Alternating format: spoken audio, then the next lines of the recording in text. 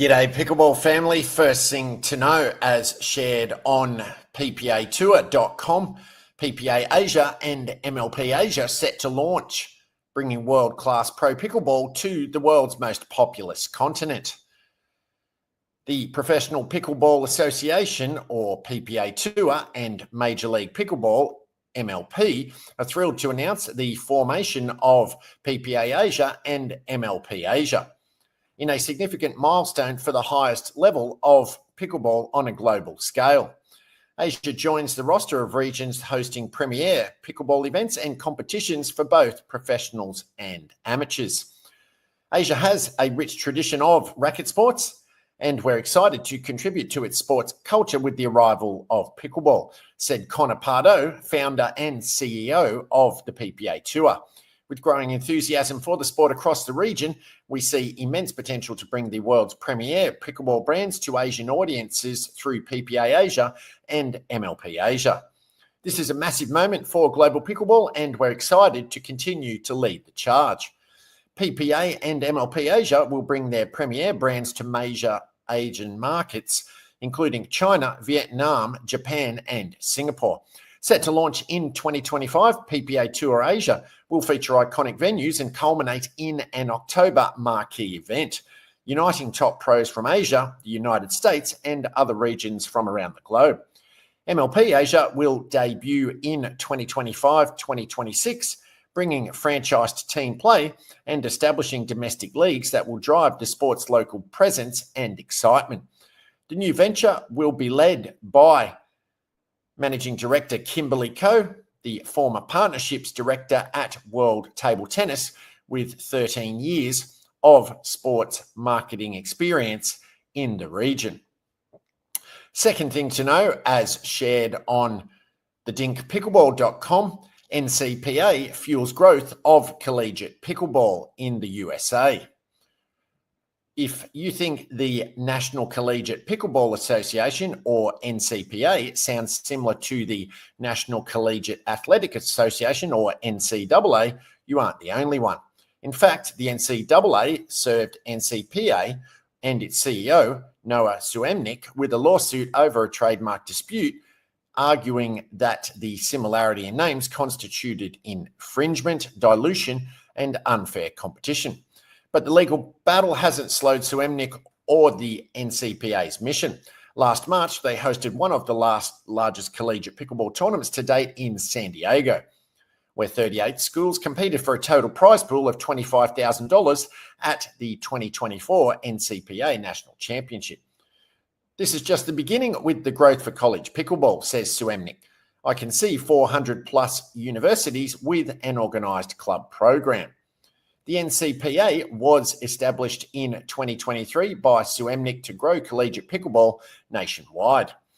They've now expanded from their first tournament in San Diego to hosting tournaments in every region of the US.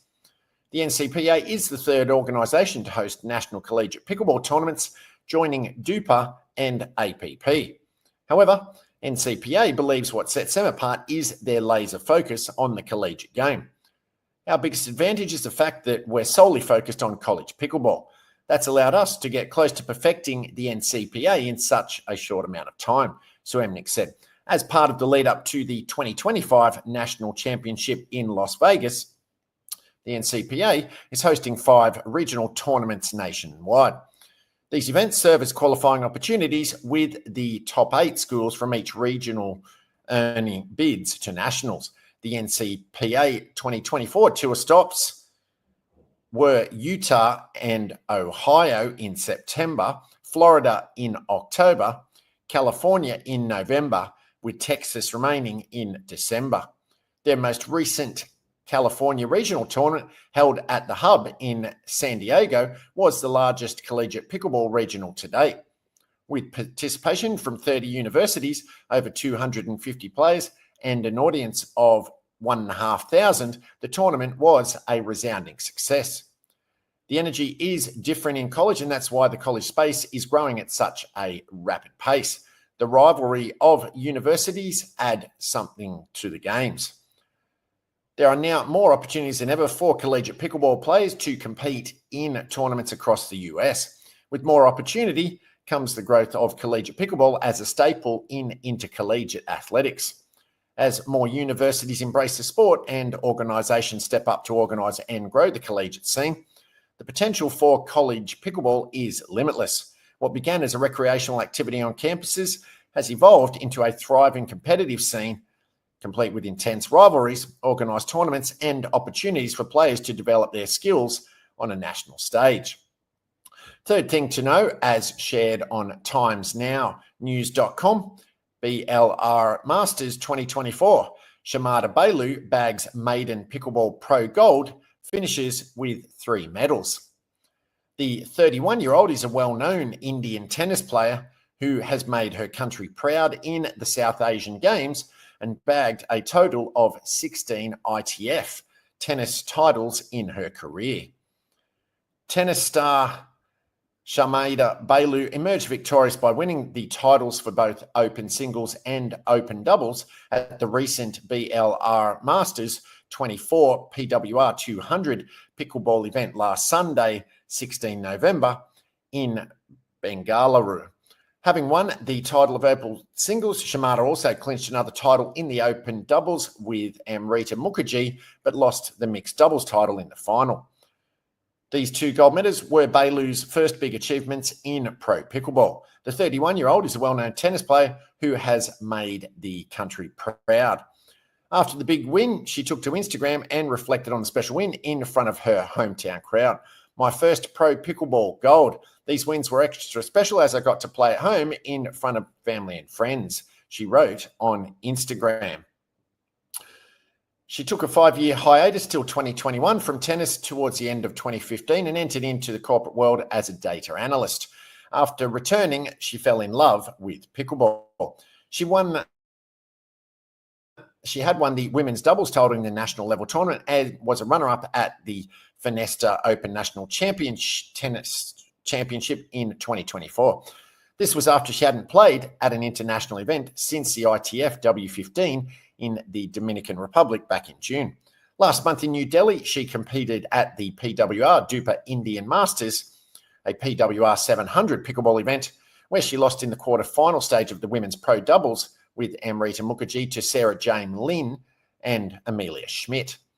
Fourth thing to know, as shared on woodtv.com, Grand Rapids pickleball players fall short of breaking world record. A group of pickleball players in Grand Rapids, Michigan, USA, that were aiming to break a world record for the longest amount of consecutive play in a pickleball game called it quits after 14 and a half hours due to errors in breaks. Brad Haverkamp, Julian Dersma, Sydney Sonday, and Caleb Deng were raising money for Gift of Life Michigan while attempting to break the record, which was recently broken and stands at 34 hours and 5 minutes. Phil DeHaan, a spokesperson for the event, said the attempt began around 8 a.m. last Saturday at All In Pickleball Gym. Play was going well until they noticed an issue with the length of time they were taking for the allotted breaks, DeHaan said. We discussed continuing with the record attempt and making our next break 5 minutes shorter, thus quickly giving back to Guinness the 5 minutes we had unwittingly borrowed earlier in the day. We would then explain what had happened, innocent mistake that we quickly rectified, and more or less throw ourselves on the mercy of the court in terms of whether or not Guinness would verify the record. If they didn't verify it, we would know we had broken the record, but it might not be an official Guinness record. After weighing the different options, the team stopped play around 10:30 p.m. on Saturday. It was a very disappointing outcome, especially because the team was still going strong after 14 and a half hours and 13 and a half hours of spirited play.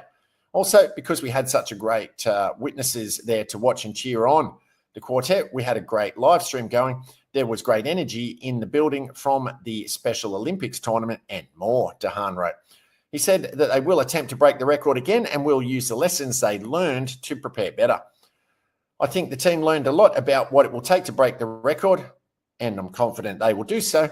And those of us who were coordinating the witnesses and logbook learned a few things too about the schedule, unplanned rest breaks, and uninterrupted playing. I'm confident that both the on-court team and off-court team are ready for the next attempt, he wrote. Paddles up.